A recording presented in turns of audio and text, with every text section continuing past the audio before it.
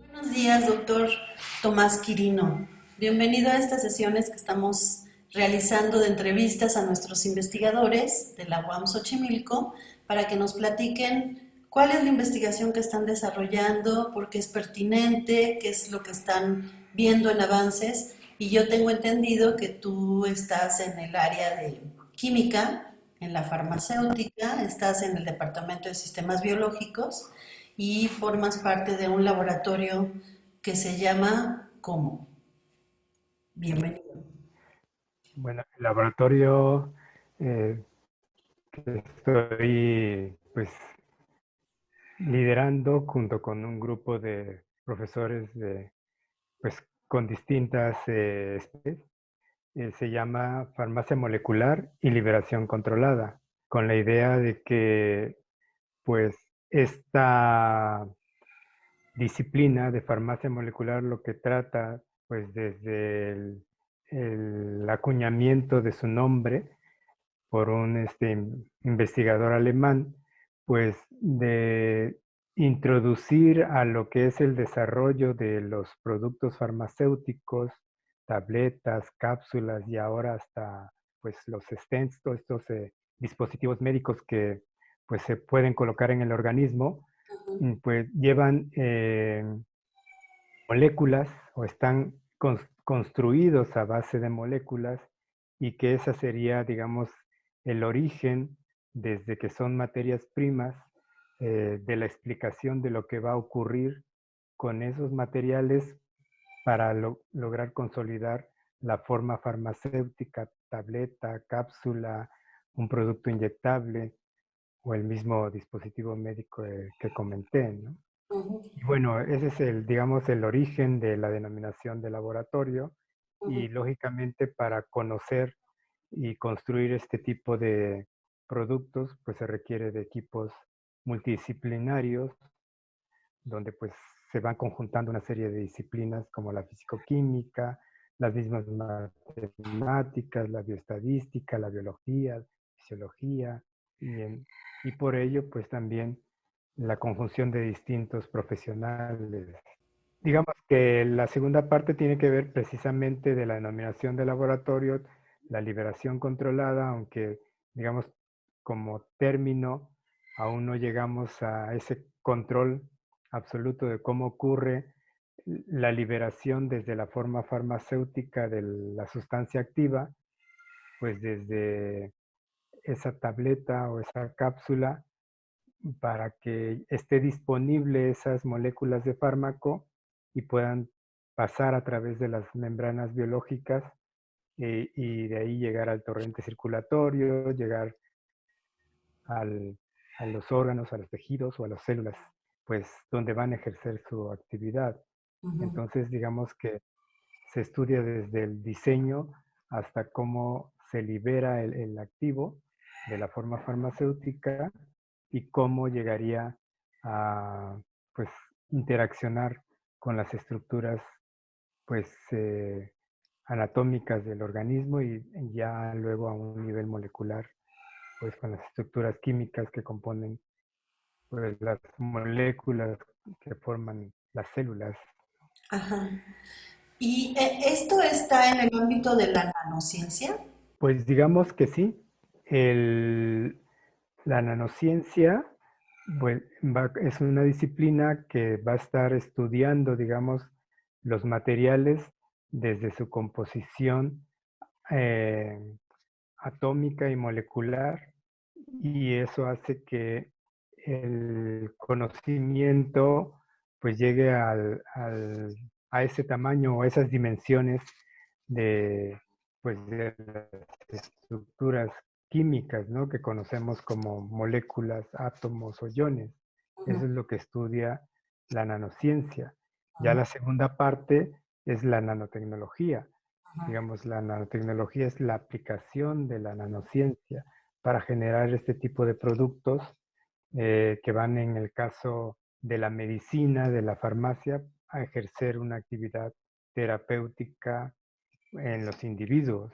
Uh-huh. Y entonces, digamos, transformamos la materia a la escala nanométrica para obtener esas estructuras que luego llevadas a la escala macroscópica pues las vemos como las tabletas, las cápsulas, o los inyectables, pero Ujú. esas soluciones que aparentemente es un líquido transparente, pudiera ser un sistema que llamamos coloidal, que en donde realmente hay partículas que no las vemos y que esas son las partículas de tamaño en la escala nanométrica que van a ejercer la actividad farmacológica o terapéutica.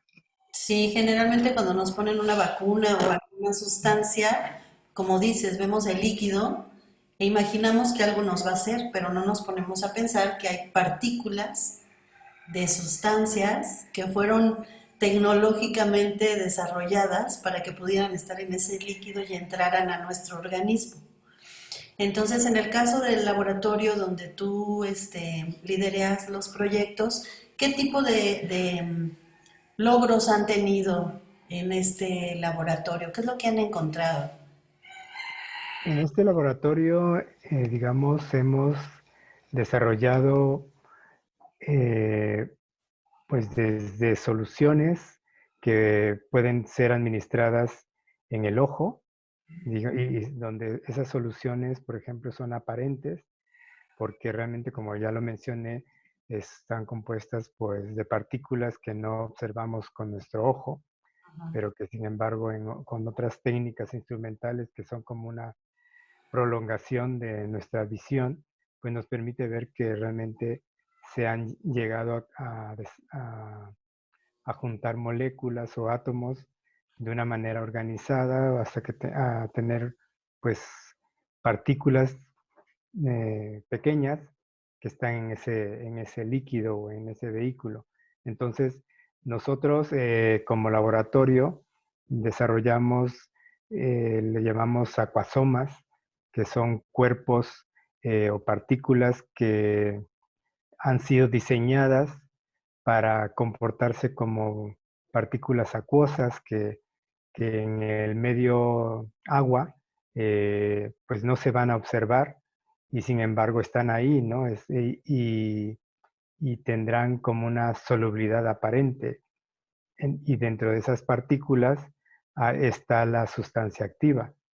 Entonces, esto, digamos, en este caso parte de un conocimiento lógicamente previo de otros investigadores a nivel internacional que nosotros lo llevamos, digamos, a una necesidad muy particular para México, digamos, precisamente para tratar de generar un producto que con tecnología mexicana, digámoslo así, eh, introduzca en esas partículas, pues, distintos compuestos que tengan una actividad farmacológica. En este caso, nosotros desarrollamos un producto que tuviera indometacina, un antiinflamatorio, que se utiliza pues, por la vía oral, por ejemplo, en tabletas, eh, o hay otras formas farmacéuticas para quitar el dolor, pero también este compuesto reduce la presión intraocular. Entonces esa era la idea, generar una solución que administrada en el ojo, con una actividad más local, ejerciera esa función de reducir la presión intraocular, sin que tuviéramos que, como en el caso de la tableta, introducir el fármaco y que este fármaco, pues antes de llegar al globo ocular, pues tiene que transitar por todo el organismo. Entonces, esa es la función, digamos, muchas veces que se busca con la nanotecnología, generar partículas que tengan marcadores que pudieran ser, en otro caso, inyectadas y por la vía venosa, eh, pero digamos van a estar enmascaradas para el sistema inmune, o sea, los macrófagos, esas células que nos defienden de sustancias extrañas en el organismo, no las reconocerían porque tienen pues tienen una composición química que las hace que tienen ciertas moléculas que no son reconocidas como agentes atacantes para el organismo por parte de los macrófagos. Entonces, digamos, esas son las ventajas de la nanotecnología, poder generar partículas de tamaño en la escala nanométrica que, por un lado, traten de direccionarse hacia un órgano o célula blanco que por su mismo tamaño tienen una potencia mucho más alta. Cuando pasamos de transformar materiales de la escala micro a la escala nano, se potencia la actividad de esas sustancias. ¿Y desde cuándo estás en este ámbito de de la cuestión molecular? ¿Tiene mucho que estás investigando sobre esto? Digamos que es todo un proceso de transición, digamos, del desarrollo de eh, productos, digamos, convencionales, como pudiera ser, eh, pues, digamos, un jarabe, una solución, eh, que, pues, tiene una composición tradicional para luego llegar a buscar que esa composición tenga estas moléculas organizadas, pero de un tamaño nanométrico. Entonces, esto ha sido un trabajo, pues digamos, desde los 90 hasta la fecha, ¿no? Más de 20, 30 años.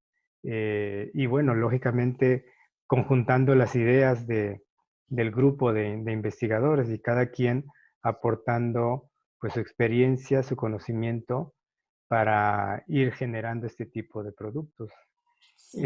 Aterrizamos más el desarrollo de la nanotecnología aplicada a productos farmacéuticos en la década de, digamos, a fines de 2009, 2010, ya incluso con el apoyo de estudiantes de posgrado, ¿no? Desde maestría y ahora pues ya de estudiantes de doctorado.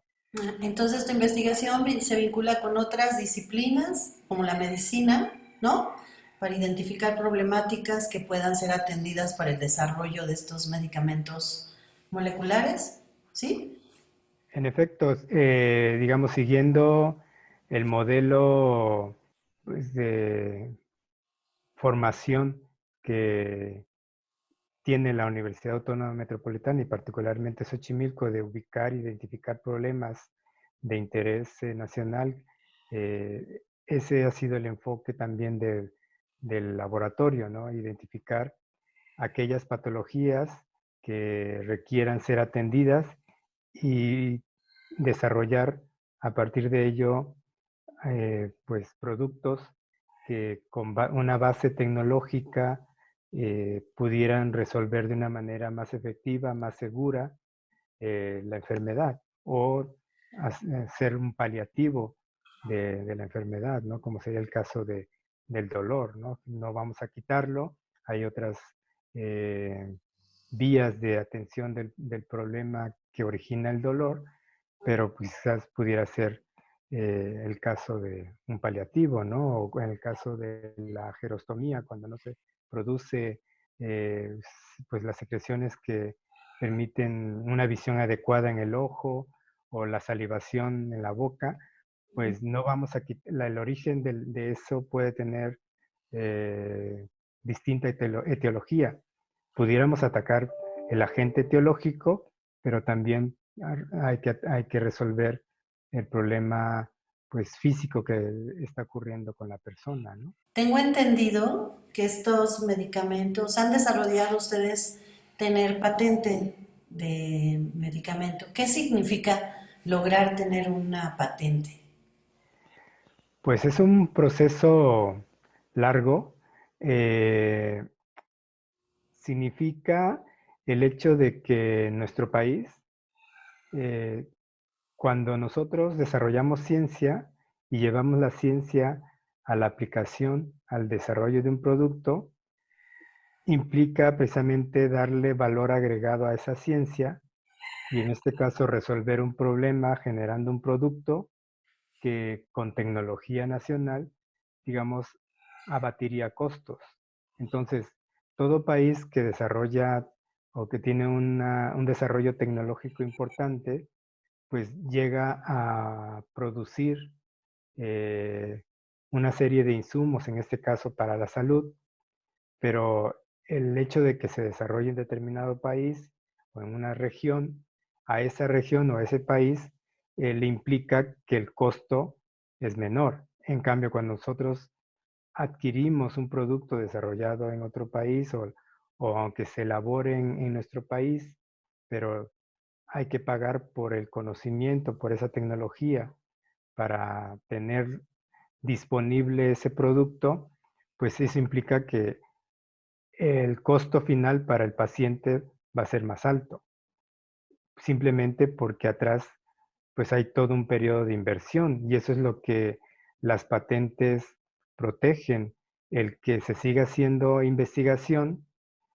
para que, digamos, eh, toda la inversión que se tuvo que hacer y que lleva años, la recupere aquella empresa, aquella institución en este caso, que le llevó años y le llevó pues el pago de una infraestructura de equipamiento, el pago de los investigadores, el pago de los estudios en animales, luego pasarlos a estudios clínicos, y eso lleva alrededor de pues 10, 15 años, y es lo que está pasando, por ejemplo, ahora con el COVID, la pandemia, el, el que se desarrolle una vacuna, pues lleva tiempo. Y aunque ahora se quiere hacer de una manera acelerada, pues hay que pasar por una serie de etapas necesarias y que hay que invertir muchos recursos. En el caso pues, de México y concretamente de la universidad, el tener una patente y poder luego transferirla a una empresa nacional o internacional, pues implica que eh, pudiera tenerse dentro de los beneficios un menor costo para el paciente en el país. Es lo que se busca con tener patentes nacionales, pero sí llevan tiempo mínimo. En el caso de nuestra experiencia, eh, hemos desarrollado alrededor de 6 patentes, eh, pues nos lleva, digamos, como grupo de investigación, tenemos 4 ya otorgadas, 2 están pues en periodo de aprobación, en la revisión que hace el Instituto Mexicano de la Propiedad Industrial, y pues nos ha llevado no menos de 6 años. Algunos casos ha sido 5, pero pues digamos que los tiempos, lo más corto que incluso que hemos analizado y hablado con eh, el personal del mismo instituto, pues nos indica que pues no pueden acortarlo más porque detrás lógicamente hay no solo la entrega de una serie de información, de resultados que demuestren que es un producto innovador y por lo tanto susceptible de tener la patente, sino que ese es el tiempo que le lleva a quien realiza el producto, ¿no? Pero luego viene la etapa de lo que hace el instituto a través de sus peritos y de sus expertos en la materia, pues tienen que buscar que no se invada la patente bueno, otras patentes que estén en México o que estén en el extranjero, y eso implica una búsqueda de toda esa información para demostrar que lo que se está patentando es realmente innovador. Qué interesante, porque no solo benefician a la sociedad, sino que también la misma universidad ve el resultado de generar toda una infraestructura en cuanto a laboratorios especializados y el apoyo a todos los investigadores para que desarrollen esto. Entonces, es como un completar un círculo, ¿no? Generar la formación de profesionales, dar los insumos y los recursos para que se desarrolle investigación y que se pueda lograr una patente. Es como terminar con un proceso que es el que le correspondería a la universidad, que ustedes generen conocimiento concreto, en este caso sobre un medicamento o una sustancia que puede comercializarse para bien de la universidad y de la sociedad.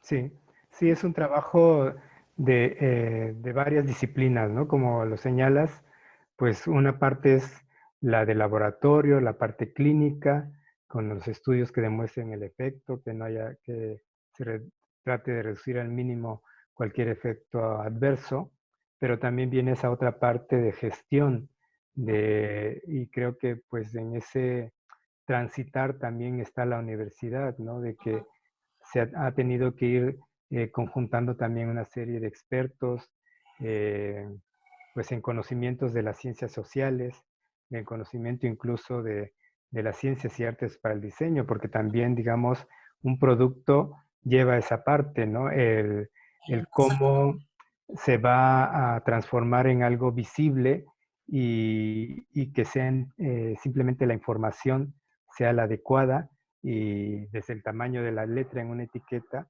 Sí. pues todo eso se tiene que prever cuando se está desarrollando un producto y se quiere, pues incluso dar esa información al paciente o al médico. Ujú. Y ahora que estamos en esta circunstancia del confinamiento por esta pandemia del COVID, ¿hay algo que quisieras compartir con nosotros desde tu experiencia? ¿Qué crees que puede, desde tu visión como investigador, algo que puedes incorporar a tu investigación con el producto de lo que estamos viviendo con este virus? Pues digamos que ahora más que nunca se vuelve importante la comunicación, Ujú, eh, el trabajo multi y luego interdisciplinario y que se puede lograr pues a través de estos medios a distancia. El problema principal es pues la parte experimental, ¿no? y, Que en efecto eso nos limita y que, digamos, si bien algunos aspectos incluso lo vemos para la enseñanza con nuestros estudiantes, pues podemos hacer uso de videos que demuestren un experimento, pero por más siempre va a ser importante la experiencia que tenga el individuo de, como decimos, de tocar la materia y transformarla con sus manos, ¿no? De alguna manera. Entonces, ya actualmente, pues las mismas cirugías se pueden hacer a distancia, pero pero antes, tiene que haber un entrenamiento previo ujú, y lógicamente mucho de esto es presencial. ujú. Entonces, sí, hay un efecto sobre la investigación cuando ésta requiere de esos espacios físicos, de esos instrumentos, eh, pues de una manera que exista esa interacción individuo-máquina, individuo-materia. Ujú. Entonces, tú lo que haces en investigación es un ámbito que llevas con tus alumnos a nivel de formación en licenciatura, de conocer qué es eso del experimento, cómo se da la construcción del conocimiento a través de todos estos instrumentos del laboratorio. Eh, o sea, puedes combinar el trabajar con gente de posgrado que te apoya para estas investigaciones de nanociencia, de nanotecnología, pero ese conocimiento lo puedes desbordar con los chicos que apenas están empezando su formación en la carrera de QFB. Sí, desde luego, de hecho, digamos que la universidad y todas las universidades necesitamos, al menos en países en desarrollo como México, pues seguir introduciendo este conocimiento de la nanociencia y la nanotecnología desde el nivel, pues incluso medio superior, no nada más de universitario. Esto es un conocimiento que ya lleva muchos años, más de 30, 40 años, eh, 50 quizás ya, digamos, considerando desde los años 70 del siglo XX, y que pues ha sido paulatino esta incorporación del conocimiento, porque bueno, también ha sido paulatino la formación del recurso humano, que ahora somos profesores y que tenemos ese conocimiento y que podemos transmitir también la experiencia en nanociencia y nanotecnología. Pero sí, en efecto, ya a nivel, en el caso de la UAM Xochimilco, a nivel de la licenciatura de QFB, sí se maneja, podemos enseñar a nuestros estudiantes desde los conocimientos teóricos hasta, digamos, la parte experimental, porque desarrollan ya en el laboratorio algunas, pues unos modelos de nanopartículas que con base a la experiencia que desarrollamos en investigación, la hemos trasladado a la docencia del pregrado, ¿no? De la licenciatura. Y lógicamente a nivel de maestría y doctorado, pues esto es parte ya, digamos, de ese entrenamiento y capacitación que tienen los alumnos de ese nivel y que sirve para fortalecer los datos, la información que nos llevan pues desde el desarrollo del producto a nivel laboratorio hasta ya tener una patente y poder luego buscar que ese desarrollo tecnológico llegue a una industria, ¿no? Sí, pues celebro que seas un investigador tan joven y que tengas tantos años ya como investigador. Te conozco desde hace alrededor de 35 años, que estás ya con tu bata en el laboratorio desde que te conozco. Entonces se me hace súper interesante ver los logros de tanto tiempo y de tanta contribución a la ciencia y a nuestra universidad. Pues te agradezco esta conversación y que nos hayas compartido qué es lo que has hecho y seguramente seguiremos acercándonos a ti para que nos vayas contando más cosas que sirvan para dar a conocer lo que se hace de ciencia en la UAM Xochimilco. Pues al contrario, muchas gracias y bueno, todo es producto de un trabajo de muchas personas, desde alumnos, profesores, personal administrativo, que sin ello no se pudiera hacer. Ujú. Y gracias pues a personas como tú, desde su ámbito profesional, pues se puede también hacer esta difusión de la ciencia y de la tecnología que se desarrolla en la universidad. Pues muchísimas gracias, Tomás Quirino, y que pases muy buenas tardes y que te vaya bien con las clases en línea, pese a que no hay laboratorio en físico, pero No, ya pues lo habrá. ya veremos cómo irlo resolviendo.